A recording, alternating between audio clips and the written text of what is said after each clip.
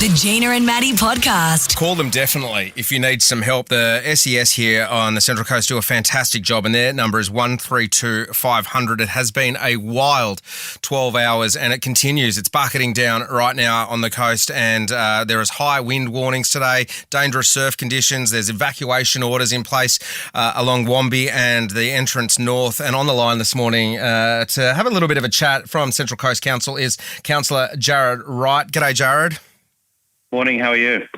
Mate, I'm okay compared to some people on the coast, mate. What's the latest and what's going on with the council, and how are you guys helping people in this time?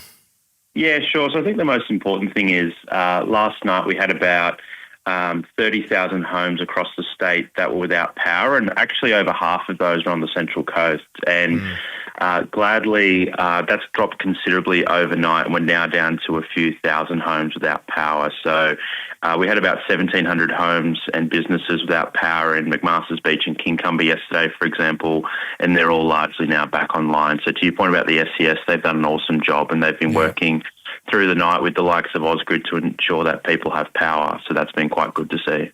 Yeah, great shout there too, mate. Like that, those Ausgrid workers, easy for some to say, and the SES who are out in those conditions. Like, it's one thing going, oh God, I've got no power, quick, get my power back, but that doesn't happen magically. It's people out there in those conditions making that come to fruition. So if there is people in strife at the moment, are you guys setting up some sort of help for people across the coast?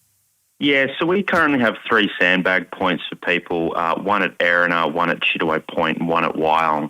And the New South Wales SES, the Gosford and the Wyong branches have been coordinating quite well with council to ensure that people can access those. The state government and their bodies also have a number of points of contact online that you can get information. For example, the Hazards Near Me app and the Live Traffic app. Okay. Having a look at the Live Traffic app this morning, for example, it looks like most of the roads are largely open, which is good to see.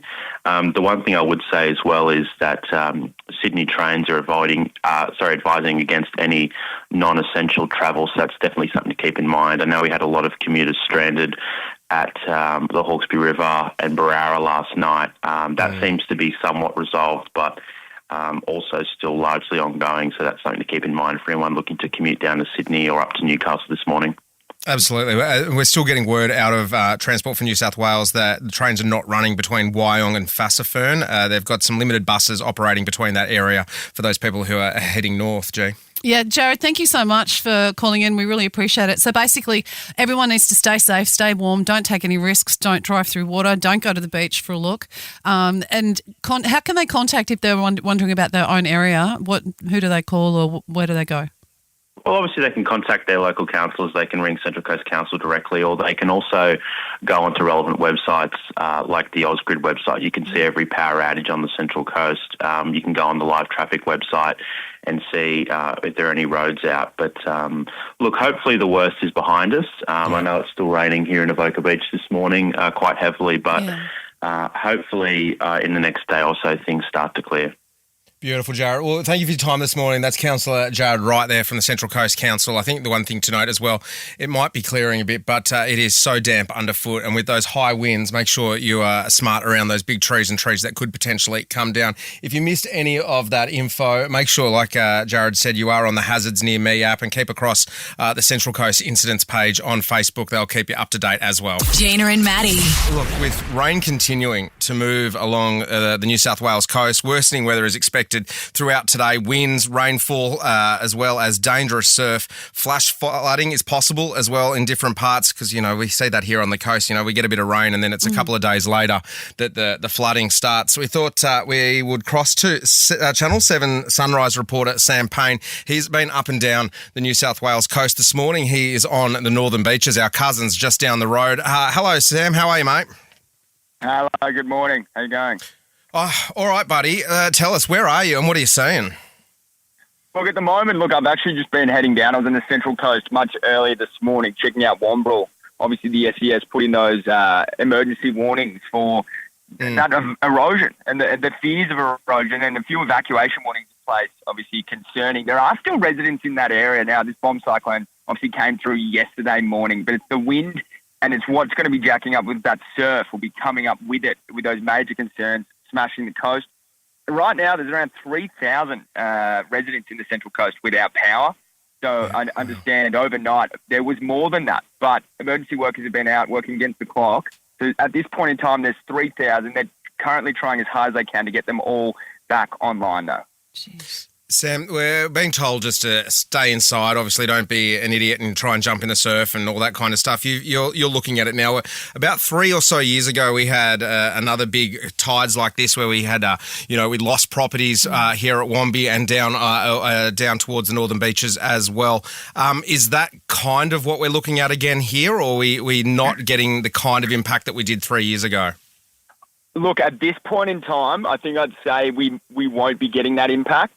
But it could be too early to tell because there are fears that this could intensify again, this bomb cyclone. The damaging thing, the dangerous thing about this weather system is because there's two East Coast lows. I'm going to go a bit of terminology here, but because there's two East Coast lows hitting each other, it's creating this effect which is making it very unpredictable to actually judge when it's going to be coming in. So it could be bursts of wind, and it could be bringing that surf up when we think it's actually going to be going, and then bring that surf up later on in the day. So at this point in time, there's not a major threat. Obviously, there are those warnings in place. Don't get me wrong. There's still quite serious situations going on.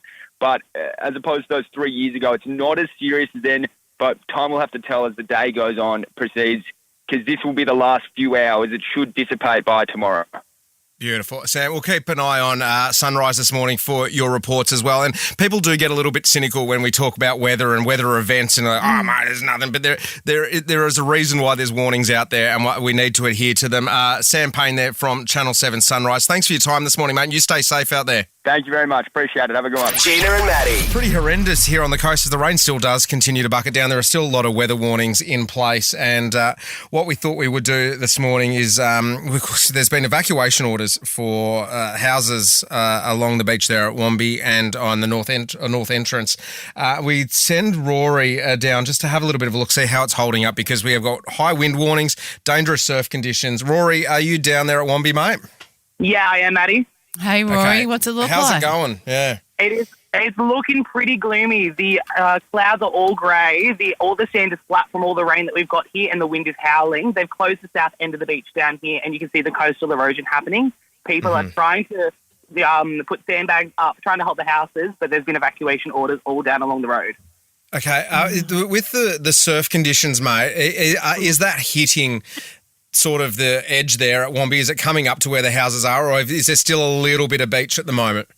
There's still a little bit of beach, but with the predicted winds and surf conditions of today, it will hit the houses. It's more down along the south end of Wamberal Beach. North end, they've still got a lot of sand clearing the way, but down along the south end is where all the major news is happening. It's sort of where it happened last time when there was kind of buildings hanging off. And I went for a walk there after the really bad time, 3 years ago, and you could see into people's kitchens and the kitchen doors were kind of hanging open down where it really hits. Kind of on the bend there, isn't it, Rory?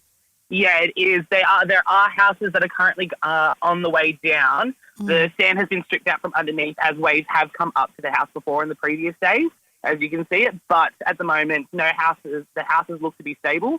But who knows? Time will tell. Yeah, and there are warnings to stay out of the surf as well. As much as you might want to get out there and be a hero, catch some waves, there are warnings to stay out of the surf. Thank you very much, Rory. Listen to Gina and Matty weekday mornings from 5:30. Live on the Star Player.